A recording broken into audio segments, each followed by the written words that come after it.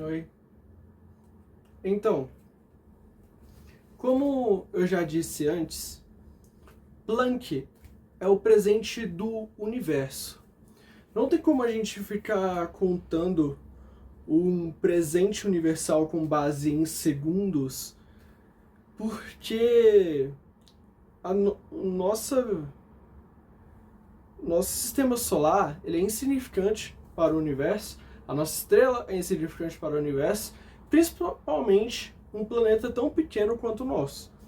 Então, ficar contando o presente universal com os segundos não faria sentido, porque a rotação da Terra não faz a menor diferença para o universo. Então, foda-se os segundos.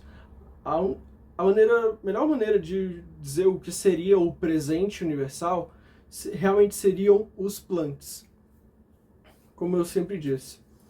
E a gente sabe que a luz demora 6,19 trilhões de Planck times para percorrer 1 centímetro. E nós também sabemos, mas eu nunca tinha entrado nesse detalhe, é que para a luz percorrer a menor unidade de medida conhecida pelo humano, que é um comprimento de Planck, ela demora 1 Planck. Ou seja, ela demora 1 Planck para percorrer um Planck. Tá ligado? E ao longo dos anos, a gente descobriu que não faz sentido falar de espaço sem falar de tempo. É como se... Eu não gosto muito dessa definição, mas é como se o tempo fosse exatamente a nossa percepção de espaço. Mas eu não gosto muito dessa definição. Mas é basicamente isso. Então, hoje em dia, é até correto você escrever espaço-tempo junto, na mesma palavra, porque eles são basicamente a mesma coisa. A minha teoria sugere de que o espaço-tempo ele é um tecido que a luz tem que atravessar camadas desse tecido até chegar ao observador, e quanto mais camadas a luz tem que atravessar, mais vai se perdendo informação. Vai se perdendo informação, alguns fótons vão sendo deixados para trás ou parados. Só que assim, eles continuam sendo emitidos normalmente. Só que para nós, nossos olhos estão limitados, a gente só não consegue perceber, captar todos esses fótons que estão sendo refletidos e emitidos. Então, para nós, é como se eles tivessem sido dispersados, parados, por mais que eles estejam chegando, a gente só não está captando. Essa sempre foi a minha teoria, de que o espaço-tempo era um tecido que a luz tem que atravessar camadas, e quanto mais camadas a luz atravessa, mais vai se perdendo informação, e isso explicaria o porquê que nós não conseguimos enxergar as coisas da forma que elas realmente são, quando algo está muito longe, tanto em questão de detalhes visuais que a gente não está conseguindo captar, mas também porque a gente está sempre enxergando o passado. Essa sempre foi a base da minha teoria. Aí, a minha teoria, como... Vou dar um exemplo aqui para mostrar como que essas camadas funcionariam exatamente, com base em tudo isso que eu falei. Se nós comprimíssemos 6,677 vezes 10 elevado a 113 tempos de Planck, que esse valor é o equivalente a distância percorrida pela luz em 1 hora. 1 hora luz. 1 hora luz, em questão de distância, é 1.079 milhões de quilômetros Então, assim, é 1 bilhão de quilômetros. Aí, se você comprimisse 1 hora luz dentro de 1 centímetro, você veria a luz demorando 1 hora a luz demoraria 1 hora para atravessar 1 centímetro. E se a gente fosse olhar... Não, tipo, pra nós é como se a luz tivesse desacelerado. Mas se a gente fosse olhar esse centímetro sendo atravessado, esse ponto ali que tem esse tantão de camadas que a luz está tendo que atravessar, a nitidez que a gente veria o outro lado seria a mesma nitidez de nós enxergarmos algo a 1 bilhão de quilômetros de distância, e isso é inconcebível. A gente não consegue imaginar exatamente algo a 1 bilhão, que os nossos olhos a olho nu, assim, a gente não consegue ver algo a 1 bilhão de quilômetros de distância, né? No caso, 1 hora-luz. A gente não é muito difícil conceber esse tipo de visualização, entendeu? Só que isso, a gente tá falando só de olhando para fora, a gente vendo a luz sendo desacelerada a 1 centímetro por hora, né, no caso. Mas como o movimento é relativo, para aquele fóton ali que está atravessando aquele centímetro, na perspectiva dele, ele continuou seguindo seus 300 mil quilômetros por segundo, porque a velocidade da luz é constante. E pra ele, na perspectiva dele, ele nunca deixou de... Ele nunca desacelerou, ele sempre manteve a mesma velocidade, só que só pra nós tá realmente do lado de fora ele tá enxergando desacelerado. Mas na perspectiva daquele fóton, ele sempre manteve a mesma velocidade. Essa seria a relatividade de movimento, no caso. E isso que eu falei sobre a luz demorar 1 hora para atravessar 1 centímetro, isso já acontece no universo, na natureza.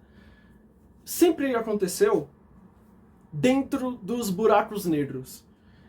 E é totalmente correto a gente dizer que em algum lugar do buraco negro, pode ser na borda, pode ser no meio, pode ser perto da singularidade, em algum lugar do buraco negro, a luz demora 1 hora para atravessar 1 centímetro. É totalmente correto dizer isso.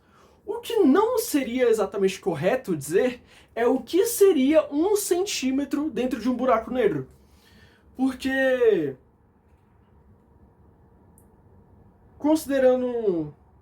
porque em um buraco negro, onde a gravidade é infinita, a distorção de espaço-tempo é infinita, tá ligado? Condição extrema de gravidade, 1 centímetro ele pode ser dilatado, expandido, esticado durante, assim, milhões de quilômetros, quilômetros infinitos. Mas ele continuaria sendo aquele mesmo centímetro que ele sempre foi. Né?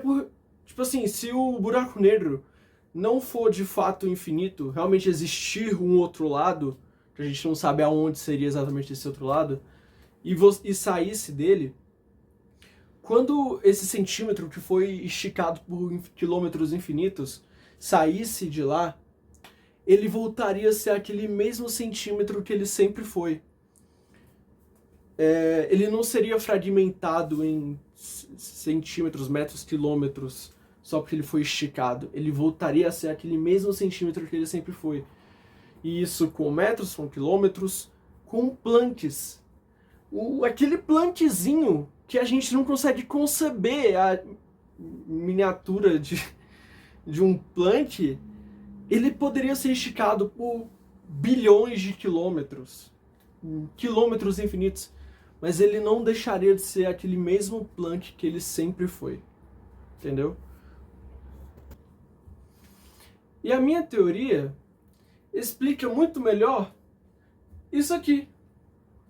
A malha quadriculada daquela ilustração de que nós sempre vemos para explicar a gravidade, a distorção da gravidade. Era sempre uma malha quadriculada. A minha teoria, por ela explicar de forma tão precisa e mensurável, ela explica muito melhor o que seria essa malha quadriculada, que é o seguinte: Tipo, em 1 centímetro, a gente sabe que é 6,19 duotringentilhões de Plancks. Ou seja, em 1 centímetro quadrado, seria 6,19 duotringentilhões de Plancks ao quadrado. E aí formaria uma área quadrática de 1 centímetro. E aí, com 100 medidas dessa, formaria 1 metro quadrado. E com 1000 medidas dessa, formaria 1 quilômetro quadrado. E assim por diante, até formar um quadrado enorme em escala planetária, ao ponto de ser representado naquelas ilustrações.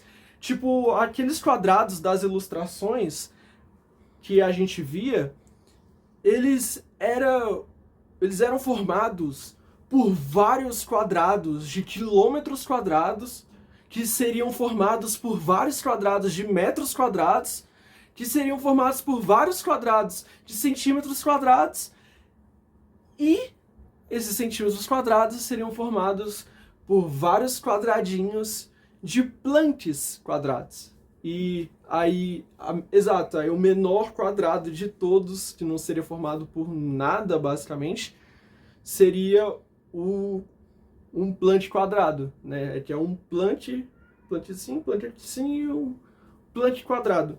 E é muito difícil conceber o que seria um Planck quadrado, mas 6,19 duotringentilhões ao quadrado formaria 1 centímetro quadrado de espaço-tempo. Era isso que a minha teoria sempre tentou explicar. E nem eu sabia que eu estava falando exatamente sobre isso. E a importância de realmente juntar cada quadradinho em quadrados maiores que iam formando quadrados maiores é para ser concebível visualmente. Porque se nós fôssemos fazer um tecido quadriculado feito com tantos trilhões de Plancks, a gente veria um tecido completamente liso. A gente não veria quadrados, a gente veria um tecido assim, perfeitamente liso. É por isso que é importante ficar juntando em quadrados maiores, até chegar naquela escala planetária que a gente sempre viu nas ilustrações. Porque num tecido liso seria muito difícil a gente ver a curvatura, a deformação, né, do objeto massivo fazendo a deformação no espaço-tempo. Por isso que é importante ser uma malha quadriculada, porque a gente vê a curvatura e tal. Por isso que não poderia só falar que um quadrado desse tamanho aqui era um Planck. Não era. E um quadrado desse aqui seria formado por duotringentilhões e duotringentilhões e duotringentilhões de Plancks, tá ligado? Então é isso, tipo, a minha teoria sempre explicou o tecido do espaço-tempo, a malha quadriculada do espaço-tempo, e eu sempre tentei explicar isso, nem eu sabia que eu estava tentando explicar isso. E como sobrou um tempinho ainda no vídeo, eu vou falar sobre outras coisas que nem estavam no roteiro, inclusive. Mas é o seguinte, do que seria feito o tecido do espaço-tempo? Porque Planck não é partícula. Então, eles não seriam feitos de Planck, né? Porque Planck não é partícula. O Planck seria somente o cálculo para explicar o bagulho, mas não seria a partícula, de fato. O que, sei lá, para mim, a forma mais fácil de explicar do que seria feito o tecido do espaço-tempo seria de gravitons. Só que graviton é uma partícula hipotética. A gente não consegue dizer o que de fato é um graviton. Mas se de fato gravitons existir, provavelmente o tecido do espaço-tempo seria formado por gravitons. E puxando isso que eu falei com uma outra questão que eu queria falar aqui no vídeo, é o seguinte. Eu vi um vídeo recentemente sobre o Serjão dos Foguetes, que a pessoa perguntou pra ele se estar parado no espaço, estático no espaço, significa estar parado no tempo. E ele deu a resposta de que, considerando que o espaço também é o tempo, porque é o espaço-tempo, então se você tá parado no espaço, você também tá parado no tempo. E, mano, não, mano, porque o movimento é relativo. Pra uma pessoa que tá viajando muito rápido, pra ela, você tá, tipo, viajando rápido, ela que tá parada, de fato. E pra você que tá parado, algo que tá passando, viajando muito rápido, pra você, aquilo ali aquilo ali sim tá viajando muito rápido. E você tá parado. Então dizer que você tá parado no tempo só porque você tá estático, isso não tem menor base, não faz o menor sentido. E isso, tipo, a própria relatividade do movimento já desbanca essa afirmação dele.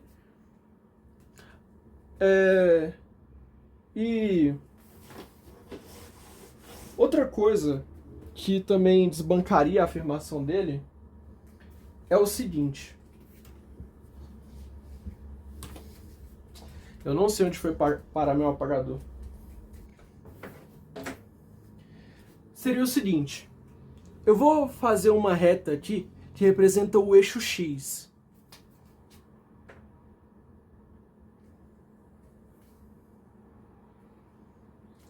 Eu fiz alta de propósito por um motivo. O eixo X, a gente sabe que o eixo X ele é o zero, né? Ele é o zero. Aí aqui eu vou desenhar a Terra e o Sol.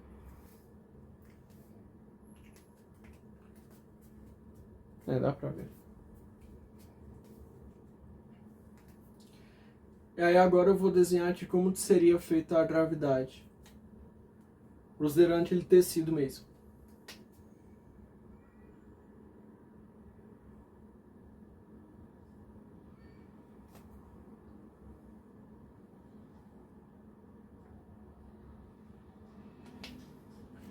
Então, o tecido do espaço-tempo ele forma um vale nas duas coisas. Só que dá para perceber no meu desenho de que o tecido do espaço-tempo ele nunca encosta no eixo X. Ele nunca encosta no zero. Porque não existe gravidade zero no espaço. Pode assim, existe 0,000000001, mas zero não existe. E o que eu quero dizer com isso? Tá aqui você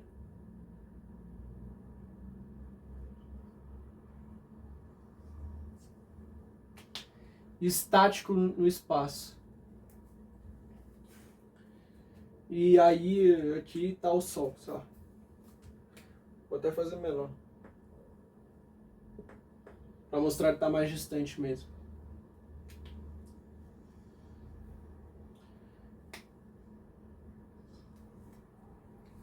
Vem aqui o espaço-tempo, né? Cria o valezinho aqui no Sol. E, véi, você tá muito longe de qualquer corpo massivo, né? E aí ele vai vindo aqui, vai vindo aqui, vai vindo aqui. Ele vai se aproximando cada vez mais do eixo X, mas ele nunca encosta.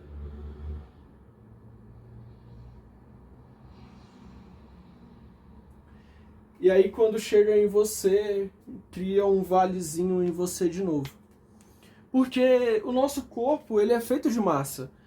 Se tem massa, tá gerando algum tipo de gravidade ali. Tá bom que, assim, numa situação como essa, que a gente está muito longe de um corpo massivo, a gente pode estar realmente muito próximo da gravidade zero. que, como eu disse, nunca é zero, pode ser 0,00000001. Mas o fato de você estar lá, isso já gera uma certa deformação no espaço-tempo. Então, se, sei lá, antes era 0,000001, agora seria talvez 0,000004, tá ligado? Porque você mesmo já gera uma certa deformação no espaço-tempo. Então, falar que a gente estaria parado no tempo só porque estamos parados no espaço, isso é errado tanto por causa da questão da relatividade do movimento e também porque não existe gravidade zero. Se não existe gravidade zero, então a gente sempre está em movimento relativo a alguma outra coisa.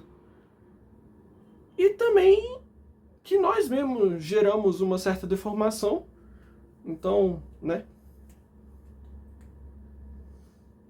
Então, é isso. Não estar parado no espaço não significa a mesma coisa de estar parado no tempo. Era essas duas questões que eu queria responder sobre isso que me intrigou, de certa maneira, porque eu achei errado, de certa maneira, e eu queria explicar isso. Expliquei a minha teoria, finalmente eu descobri o porquê que ela era importante, finalmente descobri como explicar isso de uma forma simples, para as pessoas entenderem realmente a importância sobre isso. E eu pensava que não tinha mais nada a dizer sobre isso, pensava que era só algo fútil, só um contexto filosófico, que de certa forma não deixa de ser mesmo, mas ela tem muito mais importância e relevância agora do que eu imaginava que tinha antes. E eu tô muito feliz de poder falar sobre isso de novo.